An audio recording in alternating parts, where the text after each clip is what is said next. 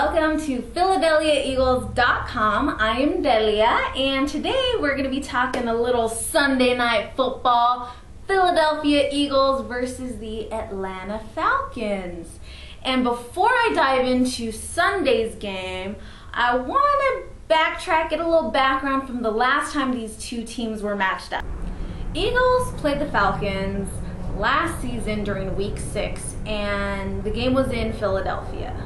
Eagles came out on top 31-17, and Vic was out during this game due to an injury, and Cobb had to fill in for him. And Cobb ended up having a huge game, 326 passing yards, 3 touchdowns, and it will be really interesting to see how Vic compares to Cobb's performance. Plus, this will be kind of like a semi-homecoming for Michael Vick.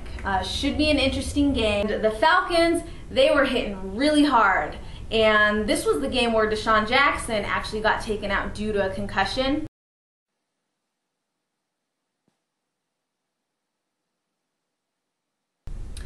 Ouch. We all remember that hit.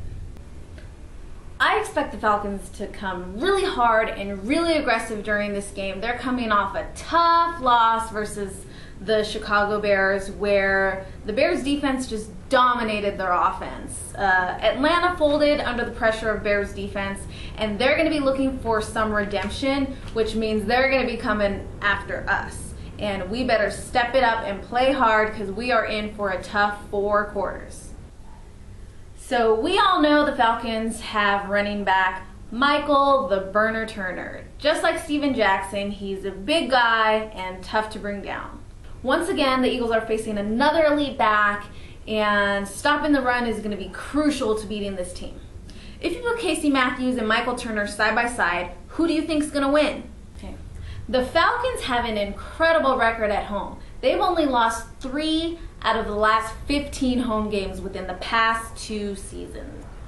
The New Orleans Saints accounts for 2 of those losses, and of course my Eagles have to account for that 3rd loss. So based on these stats, we know that Atlanta performs really well at home, but they're still beatable. Plus, they're in a dome, which means that it's loud and can cause delay of games and false starts. Sound familiar? We had problems last week with offensive line communications. So I'm hoping this won't be an issue, and I really hope we see some improvements this week. So far, Michael Vick has been pretty well received by the Atlanta Falcons fans, so he should be comfortable on the field, and I'm hoping he plays even more lights out, as he puts it, than last week. The defense is going to have a long game trying to stop the run against Michael Turner.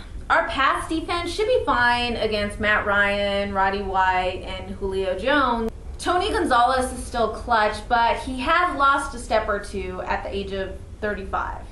We'll see how Juan Castillo adjusts the defense to a running-powered offense. The Rams did a lot of running and underneath passes to play away from our defensive strengths in the secondary. I'm assuming the Falcons are going to have a similar approach. This is going to be a tough game, and we're going to see if all these new players have had enough time to build the chemistry to beat a playoff caliber team. NFL records were set for passing all around the league, and I'm hoping my Eagles get a piece of that pie this week. What do you think? Vic for 518 yards? Even though the Falcons were destroyed by the Bears, home field advantage can make all the difference in a team's performance. I remember when we played Chicago last year in Chicago. Their field was falling apart, our guys were slipping all over the place, and we had a horrible performance. Therefore, I won't be overlooking the Atlanta Falcons. I think this is going to be a close game, on the edge of your seat, but I still think my Eagles are coming out on top. What do you guys think? This is Delia with the PhiladelphiaEagles.com signing off. E-A-G-L-E-S Eagles!